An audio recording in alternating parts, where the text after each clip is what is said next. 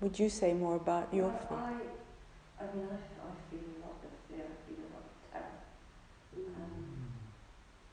On quite a visceral level. Yeah. Especially when I start to open up. Especially when I start to open. Sure.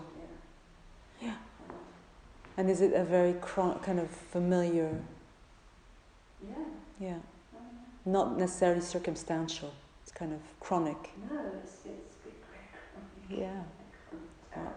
Yeah. And so, in this morning, just tell me a little bit, or tell us a little bit. How were you? I'm just trying to remember. It was. I think as I did start to relax and become more porous, which always happens. My left side's fairly. My right side's really quite armoured. And there doesn't seem to be a lot I can do about that. But when I do start to open into it, I just feel absolute terror. I don't even have words for it. It's like a state. Yes. Is it a state? Doesn't matter. I get it. It's scary. Yeah. But I can breathe. I can stay with it. Yeah. But it just feels like there's a lot of layers of it. Yes, there are. And in this approach, because we don't have an agenda with fear, or even we don't. If fear arises, at first we have a label and maybe even a story. But in this approach, we would be encouraged to postpone the label or read the label, but then set the label to the side and just be very innocent and brave, courageous. I'm trying to do that. I mean, I'm a psychotherapist, so I've got all this, I've done all the stories. Yeah.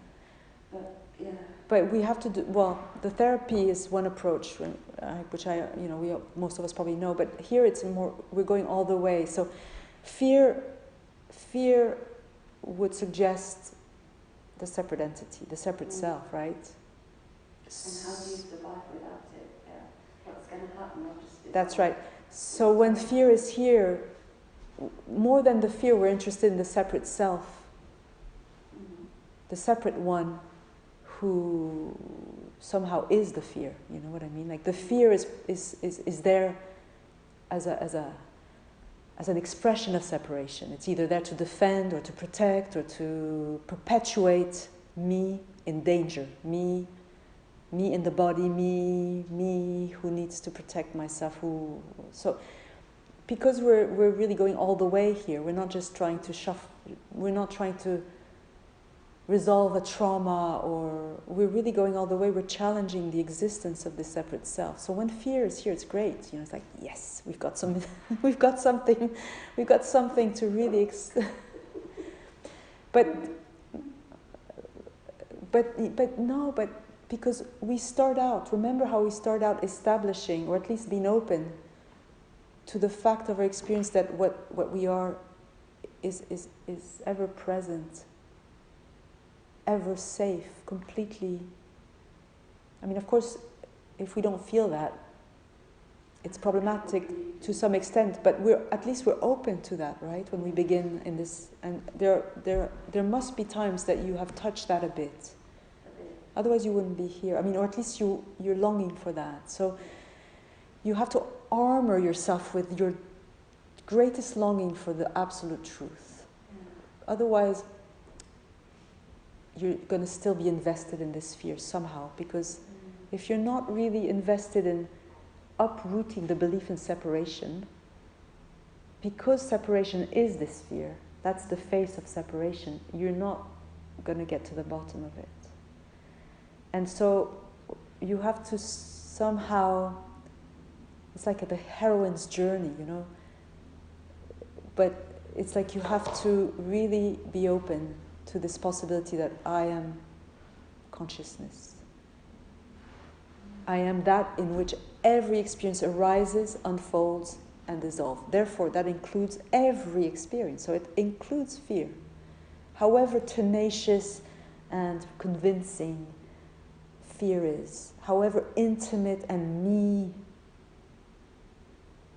seemingly it is, it is still being experienced, and I can welcome it, and I can examine it, so to speak, and I can establish, if I set the story to the side and the label to the side, all I have is a very raw, intense energy or vibration or sensation, whatever you want to call it. And then because you take your stand as openness, this energy has the opportunity to blossom or unfold as much as it might like.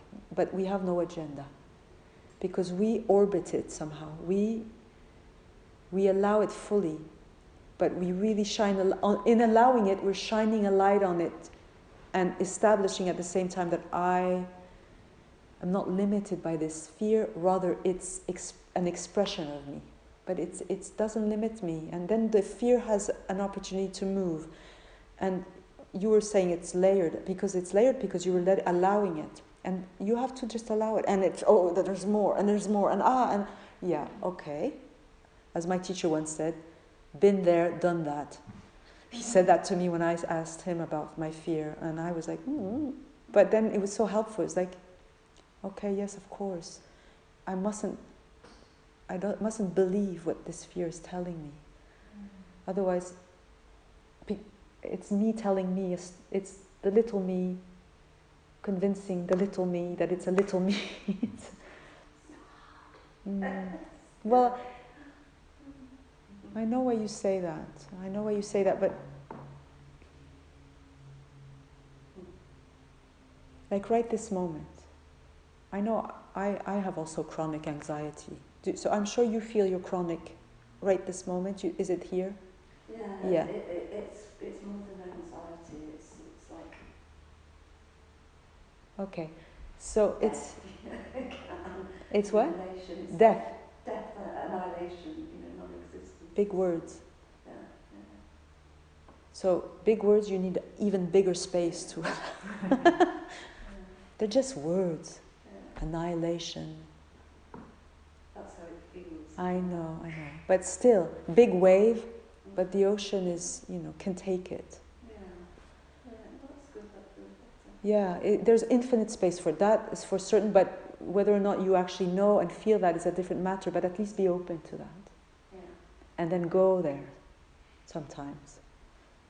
Taste. Also, if you don't know anything, if you feel the fear, yeah.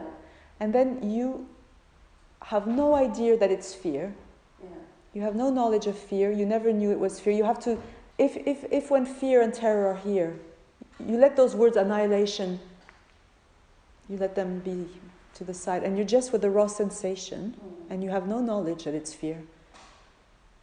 It's a horrible sensation. Okay, but horrible, see how the mind... Yeah. So, what is horrible if you have no knowledge of horrible? How do you know it's horrible? How do you know it's horrible?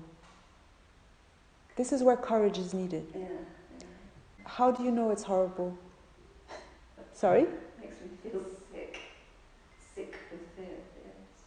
But see how the mind has already decided it's this, and then it ping-pongs with the sensation, and the sensation says, yeah, that's right, and it boom, boom, boom. But so you have to,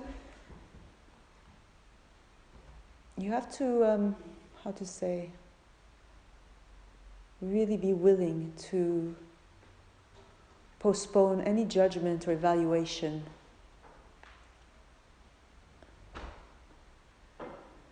At least try. Oh, yeah. It's a good first step. No, that's encouraging. And also, one last thing, the fear, when it's here, take it, metaphorically, take it with your tactile sense, and put it in a bath of welcoming.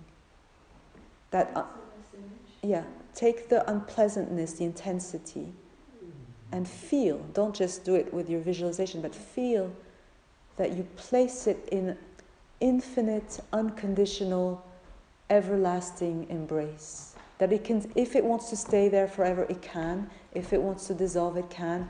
It doesn't matter. Like a mother would take her frightened child in her arms, a good mother, a very good mother, and she would just hold the child and carry on her business with her frightened child, and then soothe the child. But she wouldn't be in a hurry for the child to be like that with your fear.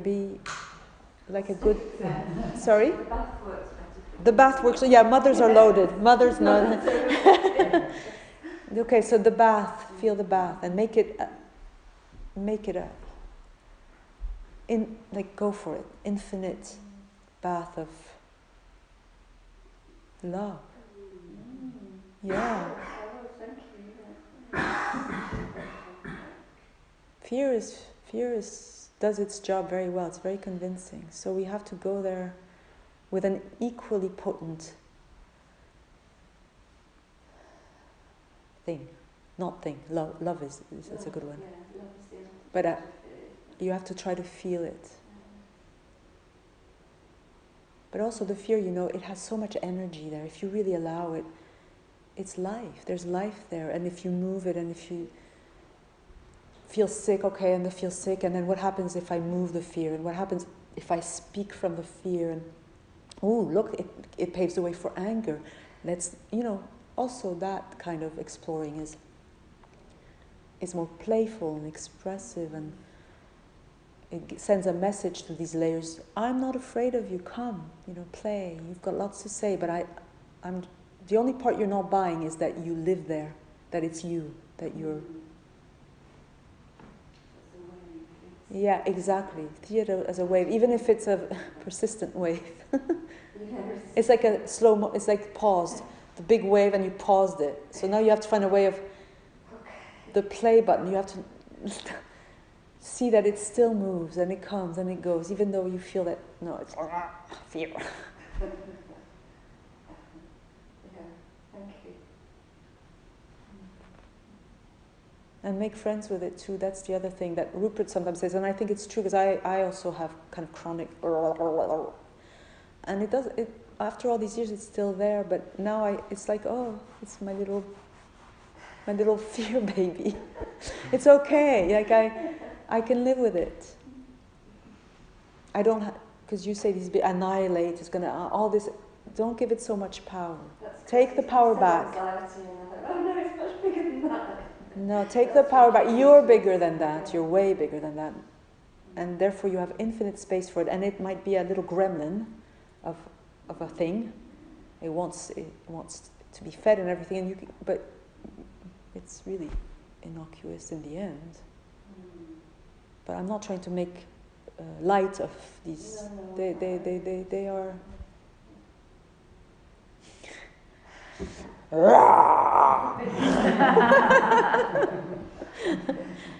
Garlic, you could try garlic. Or that works sometimes, because honestly, these things we were spoon-fed them or breastfed them by our mothers often, or our fathers, and so sometimes we have to exorcise. And a little dose of anger goes a long way sometimes. Like, no, I'm not doing that. You were afraid, and God bless you, you couldn't do any better, but I'm not doing that. I'm feeling that, but I'm not giving over my identity. There's nothing wrong with fear, but what's questionable is I think you got my point. Yeah.